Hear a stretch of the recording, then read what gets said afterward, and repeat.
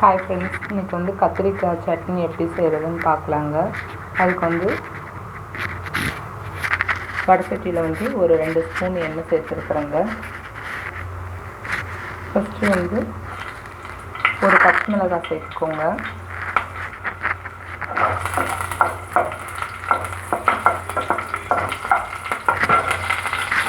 இப்போ இதில் வந்து ஒரு பெரிய வெங்காயம் சேர்த்துக்கோங்க.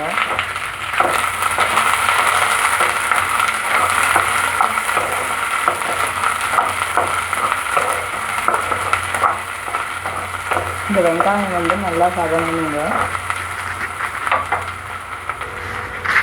இந்த வெங்காயம் வந்து நல்லா வதங்கிடுச்சுங்க. தக்காளி சேர்த்துக்கோங்க, 2 தக்காளி.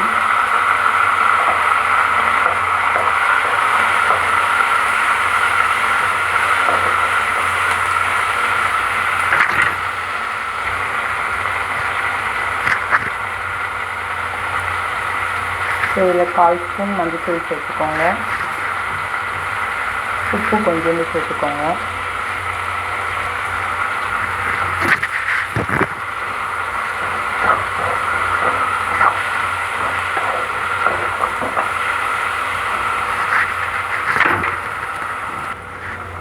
இப்போ இந்த அளவுக்கு வதங்கினதுக்கப்புறம் கத்திரிக்காயை வந்து குட்டி குட்டியாக கட் பண்ணி சேர்த்துக்கோங்க.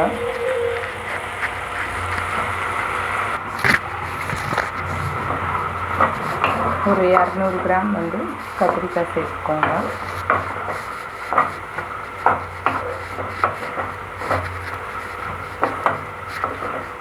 இப்போ கத்திரிக்காயும் வந்து நல்லா வதக்கி விடுங்க.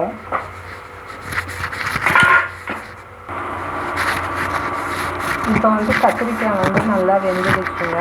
இப்போ இதில் வந்து குழம்பு மிளகாய்த்தூள் வந்து ஒரு 1/2 ஸ்பூன் சேர்த்துக்கோங்க.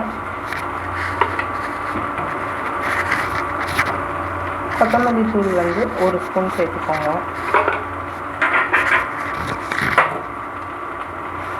கொத்தமல்லி தழை சேர்த்துக்கோங்க. கருவேப்பிலை.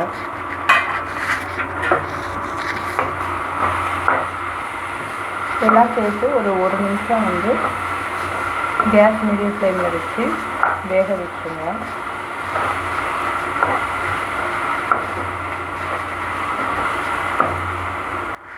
இப்போ இது வந்து நல்லா வதங்கி இருச்சுங்க. மசாலாலாம் வெந்துடுச்சு. இது ஆற விட்டு மிக்ஸி ஜாரில் சேர்த்து அரைச்சிக்கலாம்.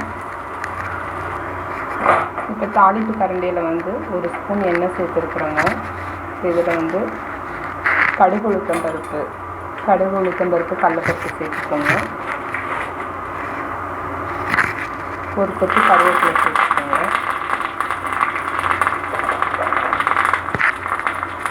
இதெல்லாம் பொரிஞ்சிருச்சு. நம்ம வதக்கிறதையும் வந்து அரைச்சாச்சு. இப்போ தாளிப்பு எடுத்து இதில் சேர்த்துடலாம்.